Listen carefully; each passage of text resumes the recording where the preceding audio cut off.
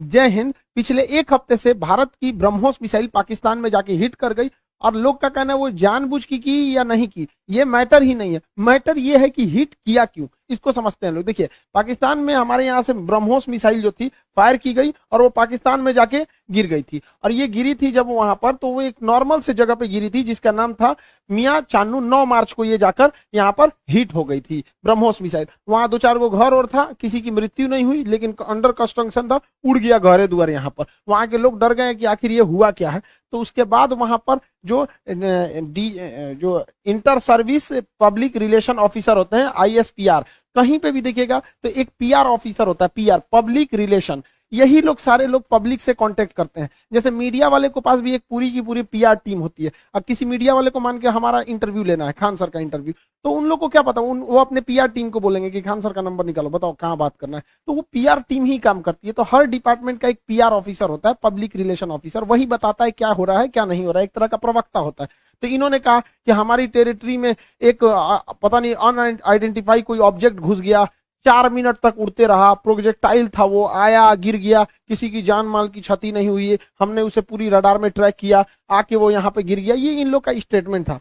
Actually में हुआ क्या था कि भारत से मिसाइल लॉन्च किया गया था, लेकिन ये दोनों देशों में विवाद न हो जाए इसलिए भारत सरकार के पहले से एक समझौता है 1999 का। 21 फरवरी 1999 में अटल बिहारी वाजपेयी और नवाज शरीफ के बीच में एक लाहौर एग्रीमेंट साइन हुआ था, लाहौर डिक्लेरेशन। इसमें कहा गया था कि अगर दोनों सेनाओं की ओर से अगर कभी भी गलती से कोई मिसाइल या हमला हो जाता है तो वो लोग हॉटलाइन पे बात करके इसका कंफर्मेशन कर देंगे कि जानबूझ के किया गया या गलती से हुआ है, इसकी अवगत करा दिया जाएगा। तो उसके लिए भारत की ओर से हॉटलाइन पे बात करके बता दिया गया पाकिस्तान को 2 दिन बाद कि भैया हमारी ओर से गलती से चला है। अब ये हॉटलाइन क्या होता है? ये हॉटलाइन फोन में कभी रिंग नहीं बजते। आप जैसे मोबाइल में डायल करते हैं किसी को, तो सोच रहा पहले बोलेगा नमस्कार, भारत ने 150 करोड़ कोविड टीकाकरण पार कर लिया, 175 करोड़। उसमें ये सब कोई रिंगटोन नहीं होता है, वो फिक्स होता है। करना कहाँ है, हॉटलाइन होते हैं, उसमें 4-5 नंबर ही, मतलब लिमिटेड नंबर होते हैं, वहीं फोन करना। एक बार फोन करेंगे तो फटाक से वहां लग जाएगा।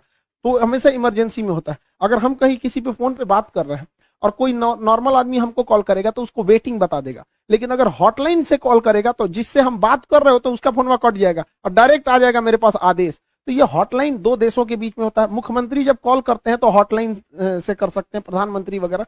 तो हॉटलाइन से भारत सरकार ने उन्हें बता दिया कि ऐसा ऐसा हुआ है। शुरुआत में ये मामला दब गया था, लेकिन पाकिस्तान के लोगों को लगा कि उनकी तो मेरी बेइज्जती हो गई, किसी ने आया पूरा बजा के चला गया, इसकी जांच होनी चाहिए। अब ये भाई साहब ये कर रहे हैं कि इसकी जांच कराएंगे हम, कैसे मिसाइल आया और ऐसे हमारे देश के अंदर घुस गया 124 किलोमीटर। अब ये मामला लेके जाएंगे यूएनओ में सिक्योरिटी काउंसिल में उठाएंगे, रूस से कहेंगे, चाइना से कहेंगे, इस्लामिक ऑर्गेनाइजेशन के देशों से कहेंगे। इन लोग का कहना है कि यूएनओ तक में ये मामला उठेगा कि आखिर ये मिसाइल आया क्यों। ये गधा पाकिस्तान उसी चाल में फंस गया जिसमें हम इसे फंसाना चाहते थे। हम ये चाहते थे कि पाकिस्तान इस पर बवाल करे और ये मामला इंटरनेशनल हो, लेकिन इन गधों के यहाँ पता नहीं कोई इंटरनेशनल रिलेशन पढ़ाता भी है कि नहीं, इन गधों को कुछ नहीं पता, ये हल्ला कर दिए हैं। एक्चुअल में ये मिस फायर नहीं था, ये डायरेक्ट फायर किया गया था जानबूझ के। हम आपको कुछ प्रूफ देते हैं, आप समझिए क्यों डायरेक्ट फायर किया गया था। यह मिसाइल जब उड़ती है हरियाणा से, तो यहां से लगभग हरियाणा पंजाब के बॉर्डर से 2 मिनट तक इंडिया में रहती है, फिर ये कर्व करके पाकिस्तान में जाती है, 4 मिनट तक ये पाकिस्तान में फ्लाई करती है।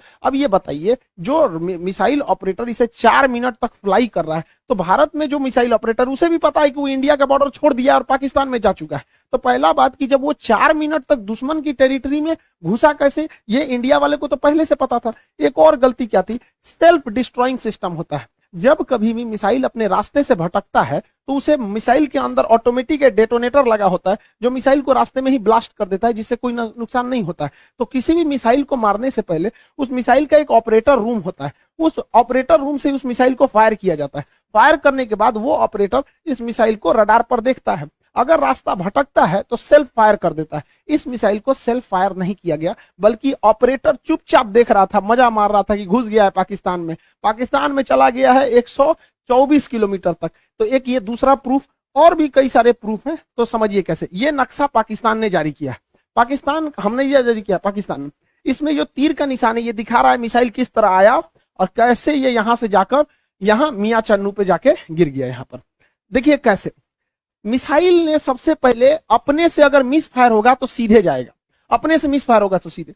ये टर्न नहीं मार सकता है अपने से, माल फंक्शन की वजह से, गड़बड़ी की वजह से 90 डिग्री का कर्व नहीं मार सकता जब तक उसको पाथ फाइंड नहीं किया गया होगा, पहले से नहीं बताया गया हो। तो पहला 90 डिग्री टर्न अपने से नहीं मारा गया होगा।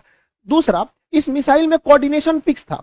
किसी भी मिसाइल को मारने से पहले उसका जीपीएस लोकेशन कोऑर्डिनेशन फिक्स किया जाता है कि यहीं पर जाना है, लेकिन इसमें कोई बारूद नहीं था। देखिए अमूमन यही होता है कि पहले उसमें बारूद यानी वारहेड भरा जाता है, पहले उसमें वारहेड भरा जाता है, तो इसमें वारहेड था नहीं। जब वारहेड भर दिया जाता है तब उस मिसाइल में फीड किया जाता है कि इस मिसाइल को जाना कहाँ है। तो इस मिसाइल में जाना कहाँ है ये फीड कर दिया गया था, और वारहेड नहीं फीड किया गया था। और जाना भी कहाँ है, मियां चन्नू पे। यहाँ ना कोई स्ट्रेटेजिक लोकेशन है, ना कोई सेना का स्कूल है, कुछ भी ऐसा नहीं है।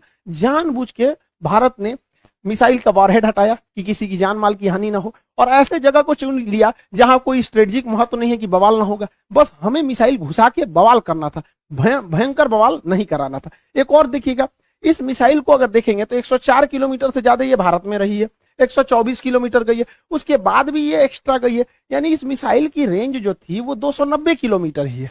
इस मिसाइल की रेंज 290 किलोमीटर, लेकिन ससुराई ब्रह्मोस मिसाइल 320 किलोमीटर कैसे चल गया? लगभग ये 30 से 40 किलोमीटर एक्स्ट्रा चला है। देखिए ये पाकिस्तान का ही नक्शा ही दिखा रहा है कि 33 किलोमीटर एक्स्ट्रा चल गया है। बवाल है भैया, रेंज से 33 कैसे? तो कोई भी चीज को फेंकते हैं तो जब रेंज खत्म हो जाता है तो आराम से गिरता है। तो ब्रह्मोस और आगे गया था यहाँ पर। इस दौरान भी इसे सेल्फ डिस्ट्रॉय नहीं किया गया, यानी भारत से बैठ के ऑपरेशन टुकुर टुकुर देख रहा था, जानबूझ के किया गया है इसको। अगला देखिए, और भी ये खुद पाकिस्तान कर रहा है, उसको समझाते हैं। ये उनके ISPR है, inter service public relation, ISPR। समझ में आ गया? ISPR समझो, समझो, थोड़ा नहीं पता अभी यहाँ पे। पहला इनका कहना है कि हम उस पर नजर बनाए हुए थे। देखिए इन निकम्मों को, इसके देश में 124 किलोमीटर कोई मिसाइल घुस गई, इसको ये लोग अपने रडार में बस नजर बनाए हुए थे। ये खुद कह रहा है कि हमने बस उसको ट्रैक किया, उसको 124 किलोमीटर, क्योंकि उस मिसाइल की रफ्तार इतनी ज्यादा थी, 3 मैक की थी, कि हम उसे मार के नहीं गिराए। जबकि जब भी कोई एयरफोर्स में कोई दूसरी देश का जहाज या कुछ भी हॉस्टाइल सिचुएशन में कोई चीज एंट्री करता है तो स्टैंडर्ड ऑफ प्रोसीजर SOP जो कहता है कि सबसे पहले उसको मार के गिराओ। तो इन लोगों ने मारा नहीं वहां पर। 124 किलोमीटर जब ये घुसा है तो कई बड़े शहरों के ऊपर से क्रॉस करके गुजरा है, कई हाई वैल्यू टारगेट को क्रॉस करके गुजरा है। क्या पता वहीं गिर जाता।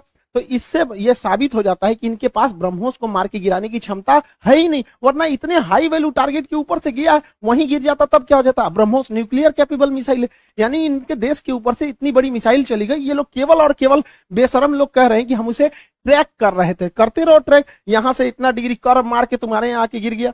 पाकिस्तान इसे मार के गिरा भी नहीं सकता, क्योंकि ब्रह्मोस 3 मैक से चलती है। इसके पाकिस्तान के पास चाइनीज रडार है, इन चाइनीज रडार की हेल्प से इसके पास 2 तरह के मिसाइल क्षमता है। एक HQ-7 है, ये 30 से 40 किलोमीटर की दूर की मिसाइलों को मारता है। एक HQ-9 है, ये लगभग 150 किलोमीटर मार सकता है। ये दोनों चाइना का है। इस सबको पता नहीं चला कहाँ चल गया यहाँ पे, इन सब किसी काम का नहीं। अब इससे चाइना भी घुस आया है, क्योंकि उसका ऑर्डर दे रखा था।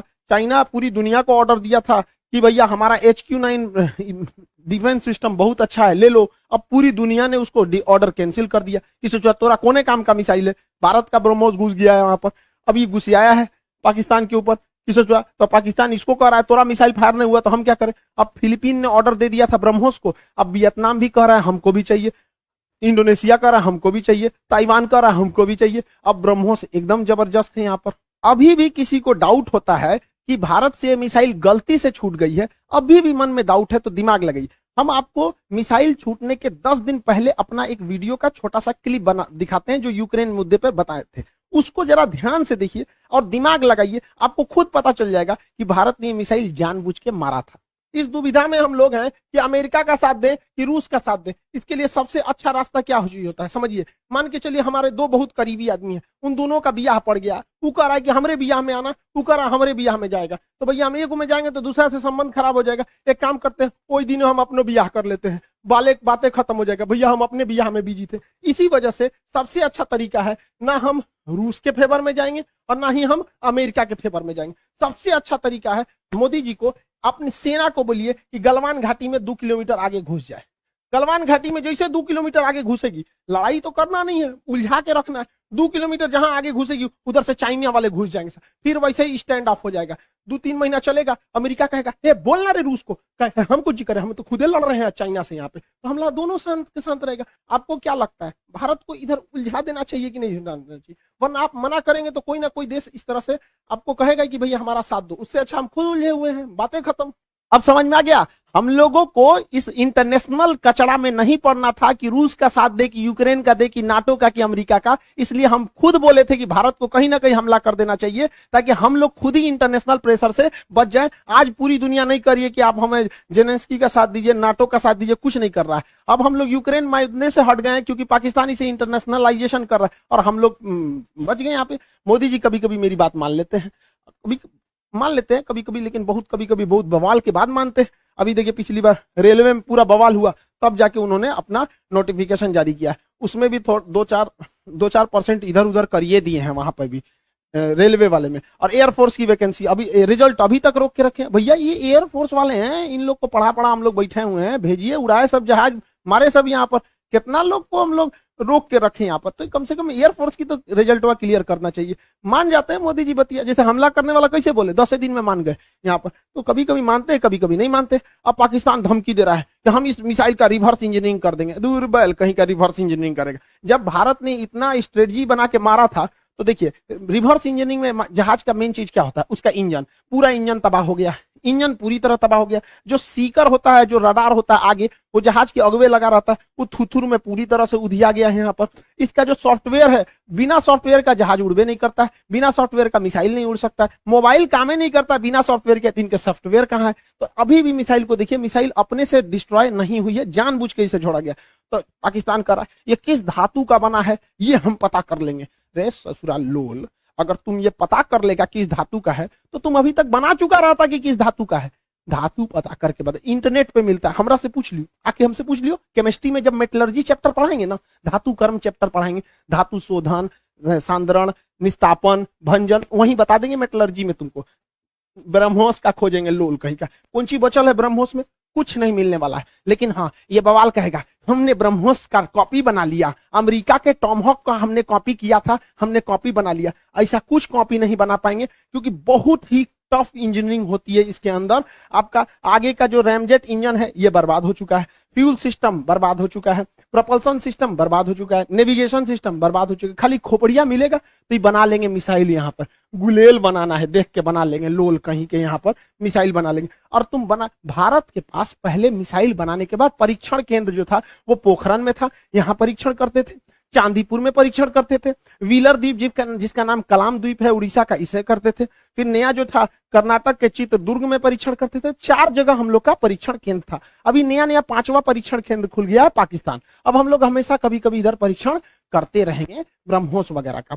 और पाकिस्तान का नया सरदर जो है ब्रह्मोस जो है, वो नेवी से तो मार ही सकता है, एयरफोर्स से मार ही सकता है, जमीन वाला तो अब ये मार के गया है।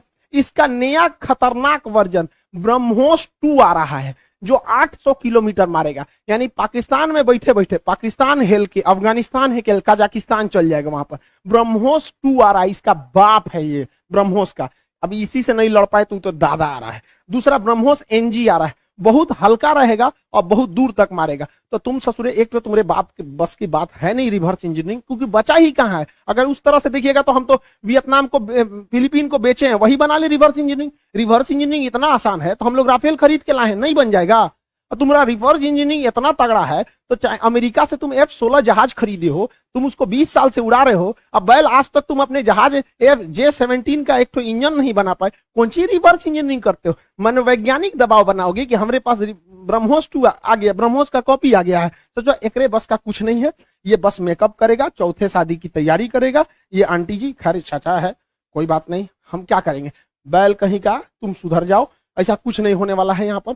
इसलिए रिवर्स इंजीनियरिंग नहीं हो पाएगी। इसको 1 साल से हम समझा रहे हैं, नहीं समझ पा रहे हैं यहाँ पर। इससे कोई रिवर्स इंजीनियरिंग नहीं होगी। अब आप समझ गए होंगे, भारत ने जानबूझ के मारा था यहाँ पर ब्रह्मोस, इसी बहाने ब्रह्मोस